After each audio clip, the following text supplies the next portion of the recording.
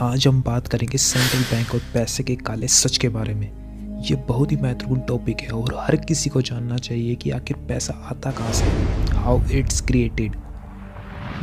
हर किसी को धन चाहिए, कुछ लोगों को पैसों से प्यार है and become obsessed with it. आपको सर्वाइव करने के लिए पैसे चाहिए ही। अगर आपके पास पैसे नहीं है तो न तो खाना, न ही कपड़े और न ही घर, नथिंग। तो मनी आखिर है क्या? ये आती कहाँ से है? मनी एक कागज के टुकड़े से ज़्यादा कुछ भी नहीं। कुछ देशों में प्लास्टिक, जिसकी वैल्यू उस देश का सेंट्रल बैंक तय करता है। सेंट्रल बैंक क्या है? ये एक राष्ट्रीय बैंक जो अपने देश की सरकार और वाणिज्यिक बैंकिंग प्रणाली के साथ साथ सरकार की मौद्रिक नीति को लागू करने और मुद्रा जारी करने के लिए वित्तीय और बैंकिंग सेवाएं प्रदान करता है। अब आप कहेंगे यार इसमें क्या अजीब है? आगे बढ़ने से पहले मैं चाहता हूं कि आप ये वीडियो देखें। और हाँ, यहाँ मैं सेंट्रल बैंक, अमेरिकी बैंक की बात कर रहा हूँ, ना कि आरबीआई की। A central bank oversees a nation's monetary system. With their ability to dictate the direction of an economy, central banks play a pivotal role in a country's growth. In most cases, they are not a government agency, even though they serve their nation. Central banks control monetary policy, which means they manipulate liquidity in the financial system to influence the economy. Their actions will determine currency stability, as well as the levels of inflation and employment. To control monetary policy, central banks issue currency and set interest rates on loans and bonds. Central banks raise interest rates to slow growth and avoid inflation. They'll lower rates to spur growth. अब आप कहेंगे इसमें क्या बुराई है? ये currency issue करते हैं और फिर इंटरेस्ट रेट लगाते हैं लोन और बॉन्ड पर, और ये पैसे छापते हैं, लोन देते हैं बैंक्स को और चार्ज करते हैं कुछ इंटरेस्ट। ये सब बिल्कुल दूध की तरह सफ़ेद लगता है ना? लेकिन मेरे कुछ सवाल हैं। पहला तो ये, कैसे सेंट्रल बैंक शुरू हुए? कहाँ से आए ये? कौन चलाता है इन्हें? इसका जवाब केवल इतिहास ही हमें दे सकता है। तो चलते हैं इसके इतिहास में। 1775 के समय जब अमेरिकन रेवोल्यूशनरी वॉर शुरू हुई, इसके परिणाम स्वरूप अमेरिका इंग्लैंड की कॉलोनी से लगभग आज़ाद हो गया। रेवोल्यूशनरी वॉर होने का मुख्य कारण था king George III of England का कानून, इंटरेस्ट फ्री इंडिपेंडेंट करेंसी। लेकिन उसकी कॉलोनी जो भी प्रोड्यूस और यूज़ कर रही थी खुद के लिए, उसे फोर्स करना मनी बोरो करने के लिए सेंट्रल बैंक ऑफ इंग्लैंड से, वो भी इंटरेस्ट के साथ। यह सब गुलाम देशों को डेप्थ में फंसा रहा था।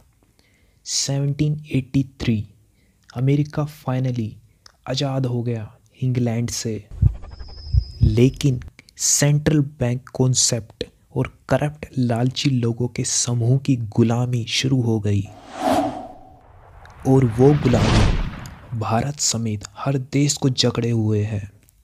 तो सेंट्रल बैंक आखिर में है क्या? सेंट्रल बैंक एक इंस्टीट्यूट है जो करेंसी को पैदा करता है पूरे देश की। सेंट्रल बैंक्स के पास दो मुख्य ताकत है। पहला, control of the interest rate. दूसरा, मनी के सप्लाई पर नियंत्रण, या फिर कहें इन्फ्लेशन। सेंट्रल बैंक सीधे तौर पर कभी भी गवर्नमेंट्स इकोनॉमी में मनी को सप्लाई नहीं करता। वो लोन देता है इंटरेस्ट रेट पर। ये बहुत ही महत्वपूर्ण है समझना। एंटायर स्ट्रक्चर का पूरा सिस्टम केवल एक ही चीज पैदा करता है लॉन्ग रन में, डेप्थ। इस स्कैम को समझने के लिए जीनियस होना जरूरी नहीं। हर एक सिंगल डॉलर बनता है सेंट्रल बैंक में, जो कि लोन है इंटरेस्ट पर। इसका मतलब हर एक डॉलर हकीकत में पैदा कर रहा है dollar plus a certain % of depth.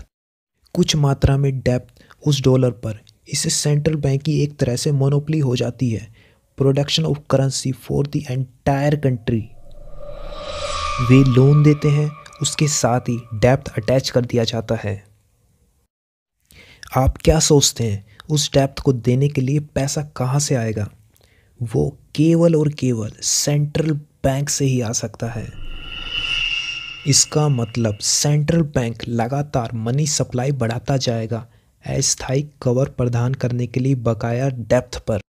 अब उस धनराशि पर भी इंटरेस्ट लगेगा जो और भी ज़्यादा डेप्थ को जन्म देगा।